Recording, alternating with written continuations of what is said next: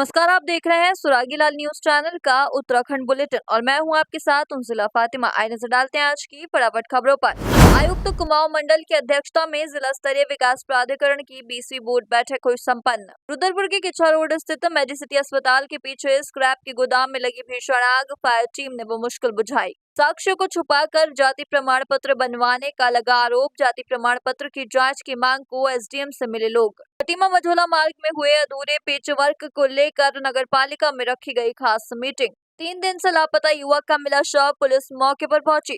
कटीमा में विश्व हिंदू परिषद की हुई अहम बैठक। प्रदेश सरकार के 3 वर्ष पूरे होने पर बाराकोट में बहुउद्देशीय शिविर का आयोजन। पार्टी विरोधी गतिविधियों के चलते विधायक प्रतिनिधि कांग्रेस से निष्कासित। 2 अलग अलग सड़क दुर्घटनाओं में महिला सहित 3 लोगों की मौत। रामनगर में प्रशासन ने चलाया अवैध अतिक्रमण के खिलाफ अभियान। कई अतिक्रमणकारियों का किया सामान जब्त। रामनगर कोतवाली पुलिस ने ऑपरेशन सैनिटाइजर के तहत 80 चालान कर 20,000 रुपए से अधिक का जुर्माना वसूला। अल्मोड़ा पुलिस के थाना धौलछीना ने चलाया जागरूकता अभियान। हल्द्वानी में वकीलों का हंगामा, चौकी में क्यों बैठे वकील। हल्द्वानी मंडी अध्यक्ष अनिल कपूर डब्बू ने किया त्रिवेंद्र रावत के अवैध खनन बयान का खंडन। गौ सेवक ने किया सपा सांसद का पुतला दहन, राष्ट्रपति को ज्ञापन भेज की ये मांग। अब खबरें विस्तार से। आज आयुक्त कुमाऊं मंडल की अध्यक्षता में जिला स्तरीय विकास प्राधिकरण की 20वीं बोर्ड बैठक जिला कार्यालय के एपीजे अब्दुल कलाम सभागार में आयोजित हुई। बैठक में अवैध कॉलोनियों के तेजी से कटान और कृषि भूमि में लगातार कम होते क्षेत्रफल को लेकर गहन चर्चा की गई। संवाददाता दुर्गेश तिवारी की रिपोर्ट।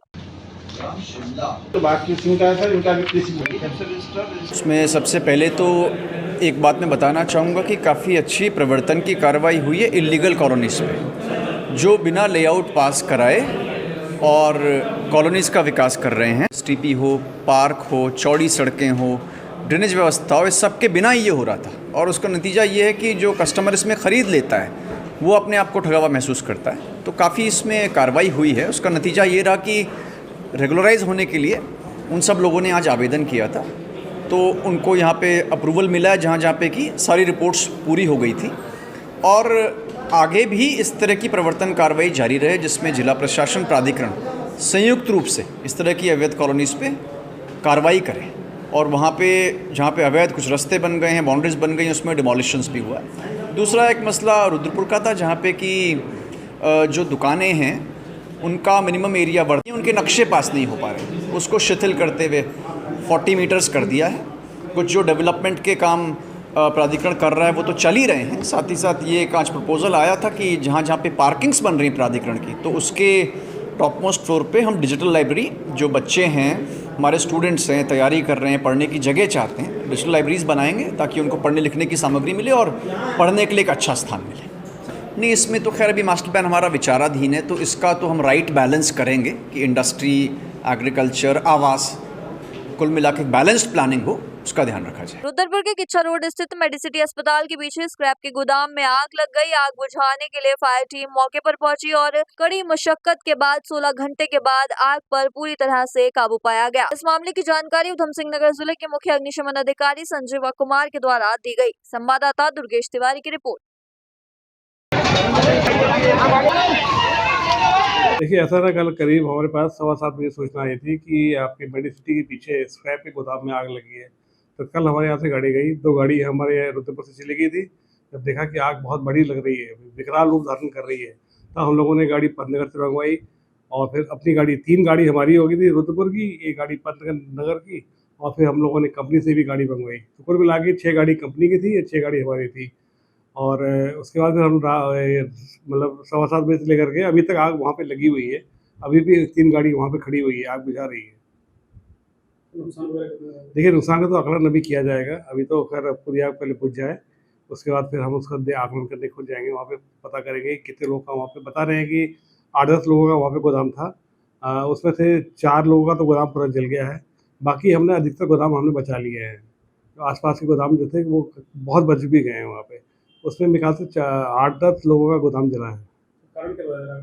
देखिए, अभी तो कारण का पता नहीं चल पा रहा है। वो हमें तो ये लग रहा है कि शायद लापरवाही द्वारा किसी ने धूम्रपान किया हो या कुछ ऐसा हुआ हो।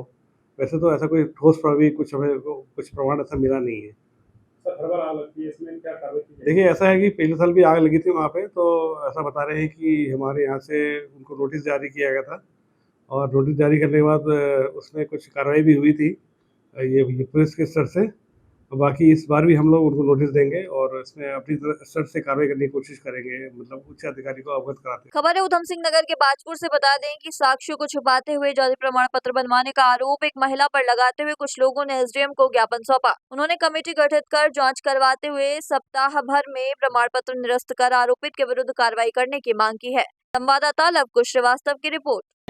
ये दादाजी का और ये जो दुर्गादास जी 13 बाजपुर नगर पालिका क्षेत्र जो यहाँ पर दोनों प्रत्याशी रहे वो और उनके साथ साथ यहाँ पर आम जनमानस में काफी नाराजगी है, क्योंकि ये आरक्षित सीट थी। अनुसूचित जाति समाज के व्यक्ति के लिए आरक्षित सीट थी जो उन्होंने सभासद का चुनाव लड़ना था। रामेश्वरी देवी यहाँ पर चुनाव लड़ी और ऐसा जानकारी में आया, ऐसे कुछ साक्ष्य मिले कि उन्होंने फर्जी दस्तावेज लगाकर अपना जाति प्रमाण पत्र जारी कराया है। उसमें कौन कौन अधिकारी लिप्त हैं, किन सरकारी प्रशासनिक कर्मचारियों के माध्यम से ये पत्र जारी हुआ है।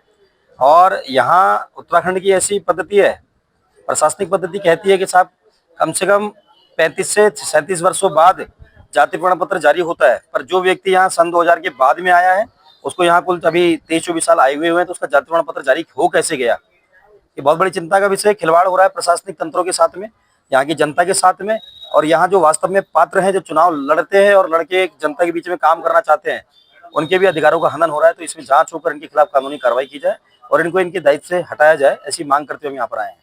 तो पूर्व में हमने शिकायत पत्र दिया था वार्ड नंबर 6 को लेकर, उस पर कमेटी बनी है और उसमें स्क्रूटनी की बैठक भी हुई है।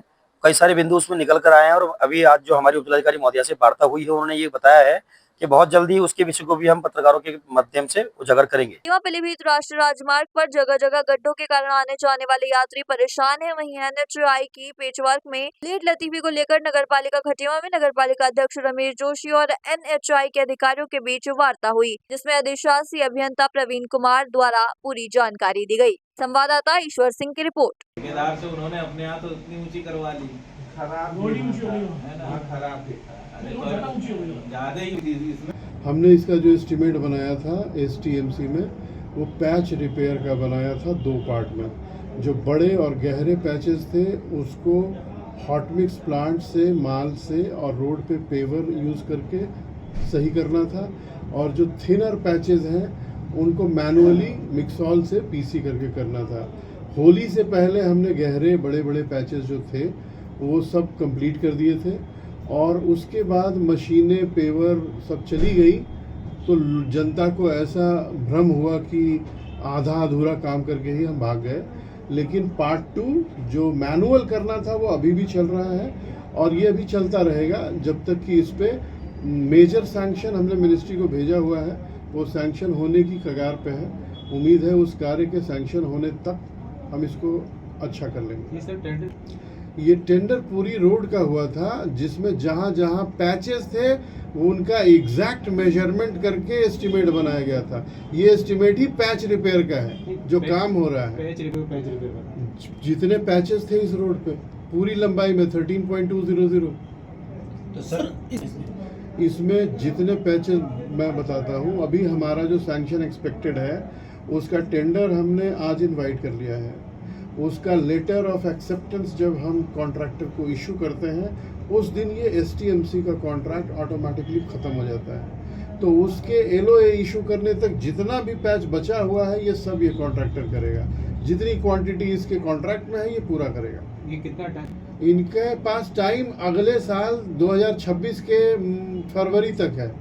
1 साल का कॉन्ट्रैक्ट है एसटीएमसी का, लेकिन उसके बावजूद हम इस रोड की दशा जिस हालत में थी उसको जितनी जल्दी ठीक करें, इसलिए हमने इसका डिटेल्ड एस्टीमेट भी भेज दिया है जो होपफुली अगले 3-4 दिन में सैंक्शन हो जाए। सर कितना था सेकंड टर्म में कितने का? जो पहले हमने एस्टीमेट सैंक्शन कराया है पैच रिपेयर का, उसमें वर्क की वैल्यू है 2 करोड़ रुपए की। अभी जो हमने वर्क प्रपोज किया है ये एस्टीमेट है 31 करोड़ का। इसमें बिल्कुल खटीमा से मंझोला तक पूरा कैरेज वे में 3 लेयर का बिटुमिनस वर्क है, ताकि अगले 5 वर्षों तक कम से कम कोई यहाँ से ऐसी शिकायत ना आए कि रोड में पैच हो गए या गड्ढे हो गए। मुद्दा कोई विशेष नहीं है, काम की जो प्रगति भी थोड़ी धीमी थी जिसके एवज में हमारे कार्यकर्ताओं ने एसडीएम के माध्यम से उच्च अधिकारियों से बात करी एनएच के, और उसके परिप्रेक्ष्य में आज एनएच के सारे अधिकारियों को हम लोगों ने बुलवाया था। वो लोग यहाँ आए थे, एक्सीएम साहब भी आए थे उनके, और जेई साहब भी थे, और अन्य अधिकारी भी लोग भी थे। मौके का मुआयना किया है और जो भी कमियाँ थीं उन कमियों को दूर करने का लगातार प्रयास किया जा रहा है। और यथाशीघ्र इस जो हमारा मझोला खटीमा मार्ग है उसका पुनर्निर्माण जो होना है वो भी निश्चित हो चुका है। उसका टेंडर पड़ने वाला, और एक हफ्ते के अंदर इसमें टेंडर प्रक्रिया पूरी करके काम चालू करने का भी प्रयास हो रहा है। और लगातार खटीमा के विकास के लिए माननीय मुख्यमंत्री जी यहाँ खटीमा के विकास कार्यों पर नज़र रखते हुए हैं। और इसके एवज में हमें अभी 31 करोड़ रुपए का एक प्रस्ताव जो अभी पास हुआ है सेंट्रल गवर्नमेंट से, और उस पर शीघ्र काम पूरे होने वाला है। ये सब माननीय मुख्यमंत्री जी का आशीर्वाद है इस क्षेत्र के लिए कि वो लगातार हमारे इस क्षेत्र पे विकास पे ध्यान दे रहे हैं। और ऐसा लगता है कि इन सब कामों को देखते हुए ही हमारे जो माननीय विधायक हैं उनको अजीब सी वो लगता है कि मैं कुछ नहीं कर पा रहा हूँ, तो वो कुछ नहीं करते हैं तो बयानबाजी जरूर कर देते हैं पत्रकारों के बीच में कि ये ऐसा या वैसा, आरोप प्रत्यारोप लगाना उनका हमेशा से काम रहा है। मैं तो इतना जानना चाहता हूँ आप लोगों के माध्यम से कि वो ये सिर्फ ये बताएं कि इन विगत 3 वर्षों में उन्होंने कोई भी एक ऐसा बड़ा विकास का काम किया हो जिससे कि हम कह सकें कि माननीय विधायक जी द्वारा इतने विकास के काम किए गए हैं। एक मतलब मैं ज़्यादा बड़ी फहरिस्त तो नहीं चाह रहा हूँ, और अगर वो चाहेंगे तो माननीय मुख्यमंत्री जी द्वारा लगातार इस खटीमा क्षेत्र के लिए जितने भी विकास कार्य किए जा रहे हैं जो अनगिनत हैं वो स्वयं भी जानते हैं, और लगातार माननीय मुख्यमंत्री इस खटीमा क्षेत्र के विकास के लिए प्रयासरत हैं। और खटीमा का कोई भी कोना अछूता नहीं रहेगा विकास से, इस बात की गारंटी भी हम सब लोग देते हैं। और विकास हम लोगों के द्वारा किया जा रहा है। आपने देखा ही होगा नगर पालिका में आज तक कांग्रेस के कैंडिडेट जीतते आए थे, और आज पहली बार जब भारतीय जनता पार्टी ने यहाँ परचम लहराया है तो इस खटीमा की सफाई व्यवस्था और अन्य काम में लगातार तेज़ी से आगे बढ़ रहे हैं। ये सब एक बौखलाहट आपको देखने को मिल रही होगी माननीय विधायक जी में कि वो 2027 का परिणाम जैसे नगर पालिका चुनाव का परिणाम आया है, इसी तरीके से वो आगे भी अपना परिणाम देख रहे हैं। तो इसलिए थोड़ी सी बौखलाहट होना तो निश्चित है। जैसा कि बौखलाहट की बात कहा जाए तो जो पेच वर्क का कार्य था वो एक तरफ से करना चाहिए, जिसको छोड़ करके 1 किलोमीटर छोड़ के पूरा मझोला तक कार्य को फिनिश किया गया। इस पर आप क्या कहेंगे? फिनिश किया ही नहीं गया, काम लगातार चल रहा है। मतलब कहीं कुछ कमियां रही होंगी उस काम में, उसको हम दूर करा रहे हैं। आज इसीलिए हमने अधिकारियों को यहाँ बुलाया था, और ये सिर्फ हमारे कार्यकर्ताओं के एवज में आए हैं। आज जो अधिकारी यहाँ पे का मुआयना कर रहे हैं वो हमारी भारतीय जनता पार्टी के कार्यकर्ताओं की जो कल उन्होंने माननीय एसडीएम महोदय को इस बारे में ज्ञापन दिया था कि काम अधूरा अभी पड़ा हुआ है, क्योंकि बीच में आप भी समझते हैं कि होली का त्यौहार था, इस वजह से लेबर इधर उधर चले जाती है तो थोड़ा समय लगता है। उस समय को देखते हुए तो ये सारी चीज़ें हो गई हैं, और काम लगातार चल रहा है। और यथाशीघ्र आपको लगेगा ये जब 31 करोड़ का काम ये फिर से स्टार्ट होगा, माननीय गडकरी जी द्वारा इसको स्वीकृति प्रदान कर दी गई है, और ये शीघ्र खटीमा को एक बहुत सुंदर अच्छी रोड मिलेगी, जिसमें हम लोगों ने प्रयास किया है माननीय मुख्यमंत्री जी के माध्यम से कि ये कम से कम 3.5 किलोमीटर रोड में डिवाइडर के साथ जो नगर पालिका सीमा के अंतर्गत है वो होएगी। और ये हमें पूरा विश्वास है कि माननीय मुख्यमंत्री जी इस कार्य को भी हमारे करवाएंगे, जिससे खटीमा और सुंदर दिखाई दे। नहीं, जैसा कहा जा रहा था पेच वर्क का जो कार्य था वो एक तरफ से क्यों नहीं हुआ, इसके पीछे क्या राज है, क्या कारण है जो मझोला तक फाइनल कर दिया गया है? नहीं, किसने कहा आपसे फाइनल कर दिया? मझोला तक इस पेच वर्क का कार्य किया गया है, लेकिन बीच बीच में छोड़ कर किया गया। ये गलत अफवाह है, और ये एक अफवाह जैसी फैलाई गई है, कुछ लोगों के द्वारा गलत अफवाह फैलाई गई थी। आपने मौके पर इसी वजह से इन अधिकारियों को यहाँ बुलाया गया जी कि ये जो अफवाह सुनाई पड़ रही थी कि ऐसा हो गया या वैसा हो गया, उसके ही परिप्रेक्ष्य में ये अधिकारी लोग आपके सामने आए हैं, और उन्होंने अपनी जो भी आप लोगों ने भी उनसे सवाल जवाब किए होंगे, उन्होंने बताया भी होगा। ये पूरा पेच वर्क किया जाएगा, जहाँ जहाँ बड़े बड़े गड्ढे हैं उसके पेच वर्क का काम करवाया जा रहा है, और यथाशीघ्र इसको संपन्न करा लिया जाएगा। इसके बाद 31 करोड़ का जो माननीय मुख्यमंत्री जी द्वारा एक प्रोजेक्ट और उसमें स्वीकृत कराया गया है। उस पर भी मेरे ख्याल से हफ्ते 15 दिन या बहुत ज़्यादा 1 माह के अंदर काम शुरू हुई। 1,28,00,000 का जो पेच वर्क का कार्य था वो छोड़ करके किया गया, वो कहाँ जाएगा? नहीं, वो तो हो ही रहा है, मैं कह नहीं रहा हूँ कि वो लगातार चल रहा है। आप अगर साइड पे जाएंगे तो आपको देखने को मिलेगा कि काम हो रहा है। हाँ, अभी कार्य चालू किया गया है। हाँ, तो मैंने कहा था ना कि होली की वजह से जो लेबर जो चले गई थी, उस वजह से वो काम रुक गया था, जैसा कि हमें ठेकेदार द्वारा और विभागीय अधिकारियों द्वारा अवगत कराया। लोहाघाट के जनकांडे गांव का युवक सचिन मेहरा उम्र 25 वर्ष 27 मार्च की रात अचानक घर से लापता हो गया था। ग्रामीणों व परिजनों के द्वारा सचिन की लगातार तलाश की जा रही थी तथा पाटी थाने में भी परिजनों के द्वारा युवक की गुमशुदगी दर्ज कराई गई थी। आज शनिवार 29 मार्च की सुबह तलाश के दौरान ग्रामीणों को पोखरी धुना घाट के पास सड़क के नीचे जंगल में सचिन का शव मिला है, जिसकी सूचना ग्रामीणों ने पुलिस को दी। वहीं पुलिस मौके पर पहुंची और शव को कब्जे में लेकर मामले की जांच शुरू की। संवाददाता लक्ष्मण बिष्ट की रिपोर्ट। विश्व हिंदू परिषद की बैठक आज एक निजी बैंकेट हॉल में संपन्न हुई, जिसमें विश्व हिंदू परिषद के विभिन्न प्रखंडों के संयोजकों ने हिस्सा लिया। उन्होंने कहा कि विश्व हिंदू परिषद का मुख्य उद्देश्य लोगों में हिंदुत्व की भावना को जागृत करना और राष्ट्र भाव जागृत करना है। संवाददाता ईश्वर सिंह की रिपोर्ट। विश्व हिंदू परिषद जगह जगह पर प्रबुद्ध जनों का एकत्रीकरण करती है, हिंदुत्व का भाव जागृत करने के लिए, राष्ट्र भाव जागृत करने के लिए। उस नाते से आज यहाँ इस प्रबुद्ध जनों का एकत्रीकरण किया गया था। हिंदुत्व के भाव से और देशभक्ति के भाव से लोग जुड़ने चाहिए, उसके लिए विश्व हिंदू परिषद का प्रयत्न है। प्रबुद्ध लोग अगर जागरूक हो जाएंगे तो वो बाकी भी सारे लोगों को प्रेरणा देंगे, ये हमारा हेतु है। लवजात कम हो रहा है। विश्व हिंदू परिषद धर्मांतरण रोकने के लिए, लवजात रोकने के लिए व्यापक पैमाने पर जन जागरण कर रही है। समाज में भी कुछ पैमाने पर जागृति आ गई है, परंतु अभी भी बहुत बड़ी गुंजाइश है, अभी भी अपना काम बहुत कम है। तो हमारा प्रयत्न है ये जागरण की प्रक्रिया और बड़े पैमाने पर बढ़े, ताकि धर्मांतरण और लवजात को रोक लगे। हम सभी राज्य सरकारों को भी आग्रह कर रहे हैं, जैसे उत्तर प्रदेश की, उत्तराखंड की सरकार ने लव जिहाद के संदर्भ में या धर्मांतरण के विरोध में कानून बनाए, तो भारत के सभी राज्यों में इस पद्धति का कानून बनना चाहिए और उसका एकदम कठोर पद्धति से पालन भी होना चाहिए। ये सरकार करे और सामान्य समाज को इस नाते से जागरूक करना ये हम करें। ऐसा दोनों पद्धति से अगर होगा तो मुझे लगता है कि कुछ सालों के अंदर ये समस्या जो है वो कंट्रोल में आ जाएगी।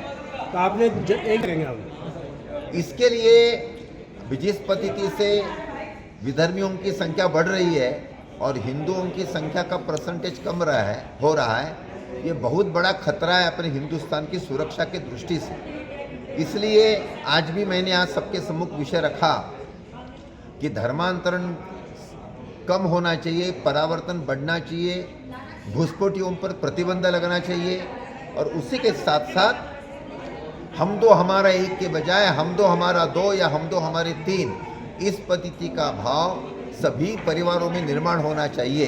अगर ये ऐसा होगा तो जनसंख्या का संतुलन रहेगा। अंतिम देखिए, गौशाला बड़े पैमाने पर निर्माण होनी चाहिए और गोवंश आधारित खेती होनी चाहिए, जिसको अंग्रेजी में ऑर्गेनिक एग्रीकल्चर कहते हैं। गोवंश आधारित खेती अगर बड़े पैमाने पर अगर निर्माण होगी तो ये जो बात आपने समस्या का जिक्र किया वो समस्या नहीं रहेगी। तो गोमूत्र और गोबर से खाद निर्माण करना और उसका उपयोग करना, इसका प्रचार प्रसार विश्व हिंदू परिषद करती है। अभी कुछ हजारों किसान उस नाते से पालन करने लगे हैं, लेकिन जब लाखों की संख्या में किसान ये काम करेंगे तो किसी भी प्रकार की ये समस्या नहीं रहेगी। उसके लिए विश्व हिंदू परिषद जागरण कर रही है। आपका सुनना मैं विनायक देशपांडे, मैं विश्व हिंदू परिषद का केंद्रीय सह संगठन महामंत्री हूँ। उत्तराखंड सरकार के सेवा, सुशासन और विकास के सफल 3 वर्ष पूर्ण होने के अवसर पर विधानसभा लोहाघाट के विकास खंड बालाकोट के पोखरी खाल मैदान में बहुउद्देशीय और चिकित्सा शिविर का आयोजन किया गया। आयोजित शिविर में विभिन्न विभागों द्वारा स्टॉल लगाए गए, जिसका लोगों ने जमकर लाभ उठाया। संवाददाता लक्ष्मण बिष्ट की रिपोर्ट। सुशासन और विकास के जो कार्यक्रम सरकार के 3 वर्ष पूर्ण होने पर सभी विकास खंडों में और सभी विधानसभा क्षेत्रों में आयोजित किए जा रहे हैं, उसी के अंतर्गत आज विकास खंड बाराकोट में कार्यक्रम का आयोजन किया गया है, जिसमें यहाँ सभी विभागों के द्वारा स्टॉल लगाकर जो भी योजनाएं हैं, शासकीय योजनाएं, उसकी जानकारी जनता को दी गई। विभिन्न लाभार्थियों का पंजीकरण किया गया है। हमारे जो स्वास्थ्य विभाग के द्वारा यहाँ 10 दिव्यांग प्रमाण पत्र बनाए गए हैं। हम इसके अतिरिक्त समाज कल्याण विभाग के द्वारा अनेक उपकरण यहाँ वितरित किए गए हैं। कृषि विभाग, उद्यान विभाग और सभी विभागों, कृषि विभाग समेत सभी विभागों के द्वारा जो है सभी जानकारी भी दी गई है और जो है लाभार्थियों को किट वितरण भी किया गया है। और बाल विकास विभाग के द्वारा भी महालक्ष्मी किट एवं अन्य जो है किट का वितरण किया गया है।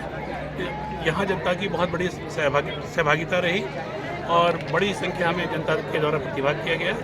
इसके अतिरिक्त सभी जनप्रतिनिधियों के द्वारा यहाँ प्रतिभाग किया गया है। चाहे तो एक साथ होनी चाहिए, सब लोग एक साथ बैठना ही नहीं चाहते।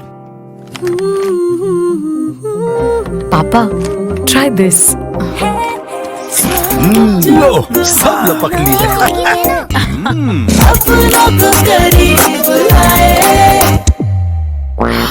ये क्या हाल कर दिया है रूम का? बस कल से चाय मेरे रूम में।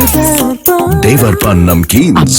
लोहाघाट विधायक खुशहाल सिंह अधिकारी के प्रतिनिधि होशियार सिंह बोरा पर पार्टी विरोधी गतिविधियों व निष्क्रियता के आरोपों के चलते कांग्रेस पार्टी से निष्कासित कर दिया गया है। बाराकोट ब्लॉक कांग्रेस अध्यक्ष प्रहलाद सिंह अधिकारी ने इस बात की जानकारी दी। अधिकारी ने कहा कि विधायक प्रतिनिधि होशियार सिंह बोरा लंबे समय से निष्क्रिय रहकर पार्टी विरोधी गतिविधियों में संलिप्त रहे, जिस कारण पार्टी को काफी नुकसान पहुंचा, इसलिए उन्हें निष्कासित किया जा रहा है। संवाददाता लक्ष्मण बिष्ट की रिपोर्ट।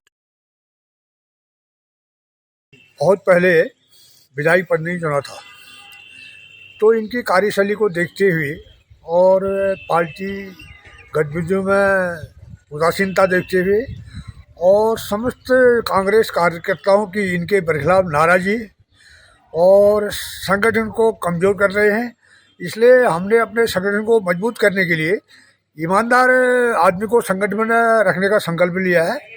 उसी के आधार पर जब सारे कांग्रेस कार्यकर्ता इनसे नाराज़ हैं तो हमारा संगठन वैसे कमज़ोर हो रहा है, इसलिए हम इनको विधायक प्रतिनिधि की सदस्यता से, विधायक प्रतिनिधि के पद से एवं कांग्रेस पार्टी की सदस्यता से निष्कासित करते हैं। बीजी, सबसे पहले तो मैं आपको नमस्कार करना चाहता हूं।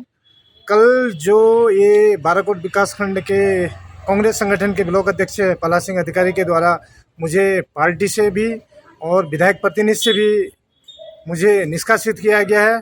सबसे पहले तो मैं उनको ये कहना चाहता हूँ कि चैलेंज करना चाहता हूँ कि आपने मुझे कहाँ पे पार्टी विरोधी गतिविधियों में देखा गया।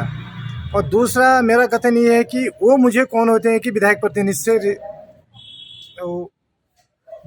से हटाने के लिए। और दूसरा बात है, अगर मुझे कहीं पे पार्टी विरोधी गतिविधियों में शामिल हूँ तो उसके लिए उनका अधिकार बनता है, जिलाध्यक्ष जी को अपना लेटर दें, जिलाध्यक्ष जी प्रदेश अध्यक्ष जी को देंगे, जो निगरानी समिति बनी है, निगरानी समिति उसमें जांच करेगी। उसके बाद हाँ, अगर मैं संलिप्त हूँ तो मुझे बिल्कुल वो मान्य होगा। नहीं तो लोहाघाट की सम्रांत जनता ने जिनको 2022 में यहाँ से विधानसभा तक पहुँचाया है, उनकी जो कार्यप्रणाली है पार्टी विरोधी है। उनने वर्तमान में लोहाघाट नगर पालिका में जो कांग्रेस के प्रत्याशी थे रंजीत सिंह अधिकारी जी, पहले उनको पार्टी का प्रत्याशी बनाया।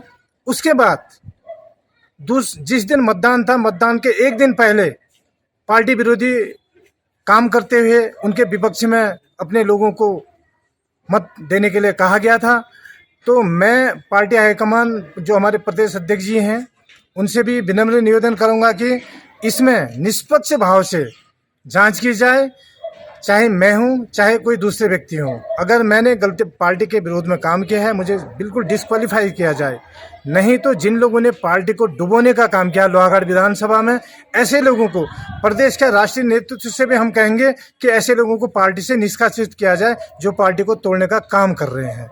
दूसरी बात ये रहेगी, मैं प्रहलाद सिंह जी अगर इसका वो नहीं देते हैं तो मैं उनके खिलाफ मानहानि का दावा ठोकूंगा। उनने मुझे कैसे विधायक प्रतिनिधि से हटाया, कैसे कांग्रेस की जिला कार्यकारिणी के सदस्यता से मुझे निष्कासित किया गया है। धन्यवाद। उधम सिंह नगर जिले में सड़क दुर्घटनाएं कम होने का नाम नहीं ले रही हैं। किच्छा कोतवाली एवं पुलभट्टा थाना क्षेत्र में अलग अलग सड़क दुर्घटनाओं में पति पत्नी सहित एक बाइक सवार की मौत हो गई, जबकि कई लोग गंभीर रूप से घायल हो गए। संवाददाता राजू सहगल की रिपोर्ट।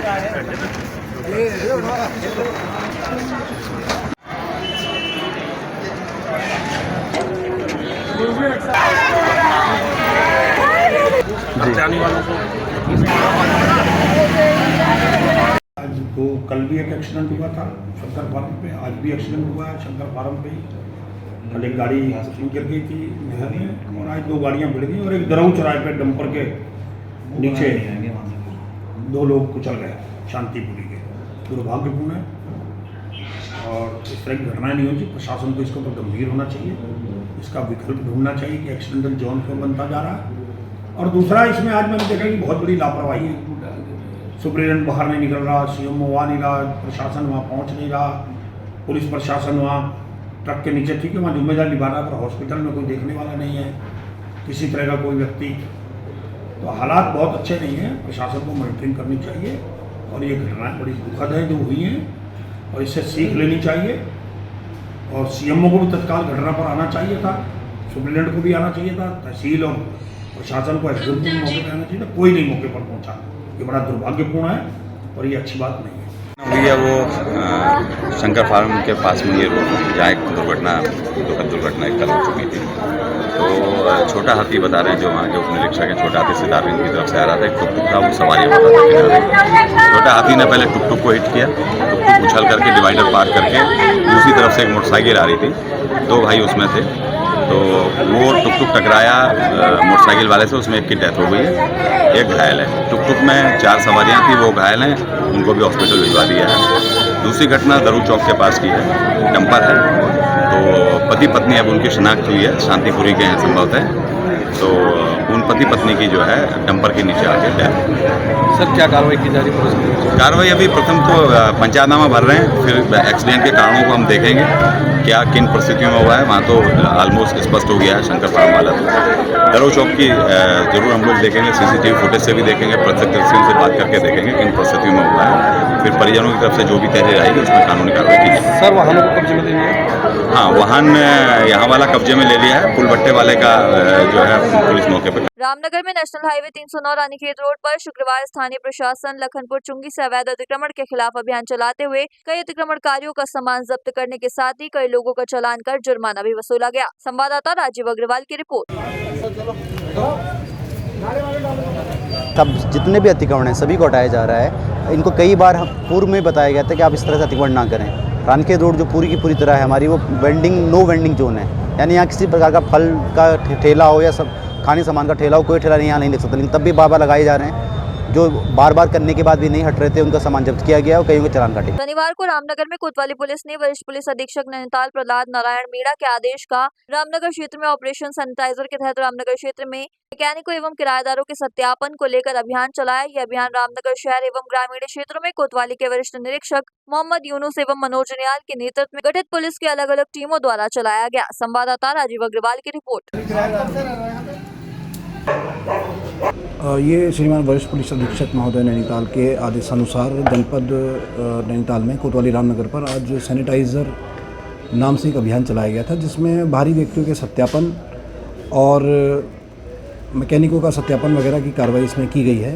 दौरान कार्रवाई इसमें लगभग 80 चालान MB एक्ट पुलिस एक्ट में किए गए हैं और लगभग 20,000 रुपये जुर्माना वसूला गया है। एक मोटरसाइकिल को सीज किया गया है। अल्मोड़ा पुलिस के थाना धौलछीना ने चलाया जागरूकता अभियान। वार्षिकोत्सव कार्यक्रम में उपस्थित छात्र छात्राओं, अध्यापकों, अभिभावकों को नशे के दुष्प्रभाव, साइबर अपराध, यातायात नियम, महिला एवं बाल अपराध आदि विषयों के संबंध में जानकारी दी गई। संवाददाता हेमंत मेहरा की रिपोर्ट। हल्द्वानी में वकील के साथ मारपीट का मामला सामने आया है। आज सुबह जब एक वकील जजी कोर्ट जा रहा था, अचानक उसके साथ एक युवक ने मारपीट की। इसके बाद सारे वकील इकट्ठा होकर भोटिया पड़ाव पुलिस चौकी पहुंचे।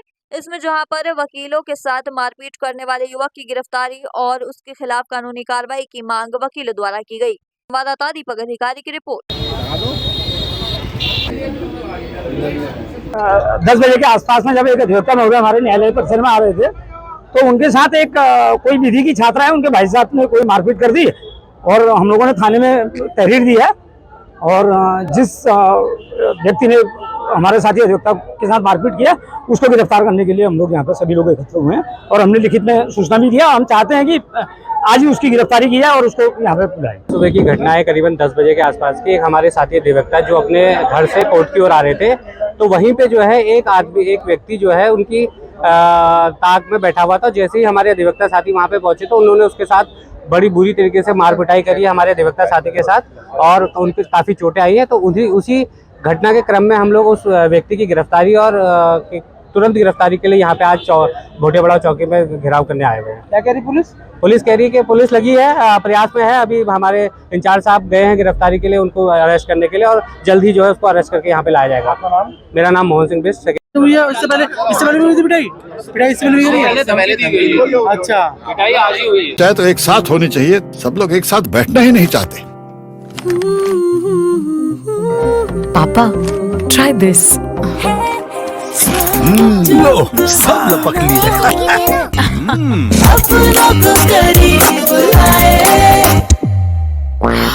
ये क्या हाल कर दिया है रूम का? बस कल से चाय कल से चाय मेरे रूम में। देवर पान नमकीन। हल्द्वानी उत्तराखंड मंडी परिषद के अध्यक्ष अनिल कपूर डब्बू ने पूर्व मुख्यमंत्री और हरिद्वार सांसद त्रिवेंद्र सिंह रावत के अवैध खनन को लेकर दिए गए बयान को सिरे से खारिज कर दिया गया है। उन्होंने साफ कहा कि प्रदेश में किसी भी प्रकार का अवैध खनन नहीं हो रहा है और यदि कहीं कोई शिकायत आती भी है तो प्रशासन और खनन विभाग तुरंत कार्रवाई करता है। पूर्व मुख्यमंत्री त्रिवेंद्र रावत ने गलतफहमी में आकर खनन को लेकर ये बयान दिया है। संवाददाता दीपक अधिकारी की रिपोर्ट। वरिष्ठ नेता हैं और पता नहीं क्यों किस गलतफहमी में उन्होंने ऐसा बयान दिया, जबकि पूरे प्रदेश के अंदर रिकॉर्ड खनन पर राजस्व वसूला जा रहा है। मुझे स्वयं पता है कि एक आदमी मेरी सिफारिश में आया, 35,000 जुर्माना छोड़ा नहीं, और एक रिकॉर्ड, कहीं कोई चोरी नहीं हो रही, कहीं कुछ नहीं हो रहा। छोटी मोटी घटनाएं अगर होती हैं, सरकार के या प्रशासन के संज्ञान में मीडिया छापा मारा जाता है। इसमें प्रशासन सरकार के निर्देशानुसार बहुत। बीते दिनों सपा के राज्यसभा सांसद रामजीलाल सुमन द्वारा वीर योद्धा महाराणा राणा सांगा के लिए बोले गए अपशब्दों को लेकर पूरे देश में लोगों में रोष व्याप्त है। कई जगह इसके खिलाफ विरोध प्रदर्शन भी किए जा रहे हैं। ऐसा ही कुछ देखने को मिला हल्द्वानी में, जहां गौ सेवक जोगेंद्र राणा जोगी के नेतृत्व में रामजीलाल सुमन का पुतला दहन किया गया और सिटी मजिस्ट्रेट टीपी वाजपेयी द्वारा राष्ट्रपति को ज्ञापन भेजा गया। संवाददाता दीपक अधिकारी की रिपोर्ट। पांशु पोखरिया है। आप सभी लोगों के चैनल के माध्यम से एक बात कहना चाहता हूं, इस बार ना आवेदन करेंगे ना निवेदन करेंगे, बेदरादन करेंगे और सड़क से लेकर पूरे संसद तक का घेराव होगा और इसको जरूर घर में जाकर के मारेंगे। जो इसने हमारे पूर्वजों पर ऐसे आरोप लगाए हैं, गद्दार आरोप, हम इसको जल्दी बताएंगे। जय सिया राम। जो सपा का राज्यसभा जो सांसद है, उसके द्वारा जो रामजीलाल सुमन द्वारा जो अभद्र टिप्पणी की गई हमारे महापुरुष योद्धा महाराणा सांगा के लिए, वो बहुत ही निंदनीय है। वो इतना उसने अपनी मर्यादा भूल गया है। उसको ये नहीं पता कि उसने किसको गाली दी है। उसने हम सब सनातनियों को गाली दी है, जिसके लिए उसको छोड़ा नहीं जाएगा। हमने सिटी मजिस्ट्रेट द्वारा राष्ट्रपति जी को यह ज्ञापन सौंप रहे हैं कि उसको वहाँ से सदस्यता हटाया जाए और उसको वहां से निकाला जाए और कड़ी से कड़ी सजा दी। देखिए, हमारी मांगे क्या थी, विगत दिनों में आपने देखा होगा एक सपा का राज्यसभा सांसद, इसके द्वारा हमारे जो महापुरुष थे महाराणा संग्राम सिंह राणा सांगा के विषय पर उनको राज्यसभा में गद्दार कहा गया और हम जितने भी भारतवासी हैं हमको गद्दार की औलाद कहा गया। इसे सुवर में भाषा का इसलिए प्रयोग कर रहा हूँ क्योंकि महापुरुषों का बलिदान कोई भी याद भूलेगा नहीं, क्योंकि इस व्यक्ति ने हमारे जो, अगर इनका महापुरुषों का अगर इन्होंने इतिहास पढ़ा होता तो उसको पता होता कि 80 घाव शरीर में होने के बाद, आंख फूटने के बाद, हाथ कटने के बाद, पैर अपाइज होने के बाद भी जो व्यक्ति 3 देशों के इस्लामिक जिहादियों से, आक्रांताओं से लड़कर, अपनी मातृभूमि के लिए लड़कर जो है बलिदान हुए, ऐसों के ऊपर ये ऐसी जो इन्होंने टिप्पणी करी है, ये काफी निंदनीय है। इसको भारत देश के जितने भी सनातनी है कोई बर्दाश्त नहीं करेगा। इसी के विरोध में आज हम सभी लोगों ने रामजीलाल सुमन का पुतला दहन करा और राष्ट्रपति को एक ज्ञापन भेजेंगे सिटी मजिस्ट्रेट के माध्यम से कि इस व्यक्ति की जो राज्यसभा सदस्यता है वो रद्द हो और इसको जो है कानूनी तौर पर जेल भेजा जाए। आज के लिए बस इतना ही। ऐसी सभी खबरों के लिए जुड़े रहिए सुरागी लाल न्यूज चैनल के साथ। धन्यवाद।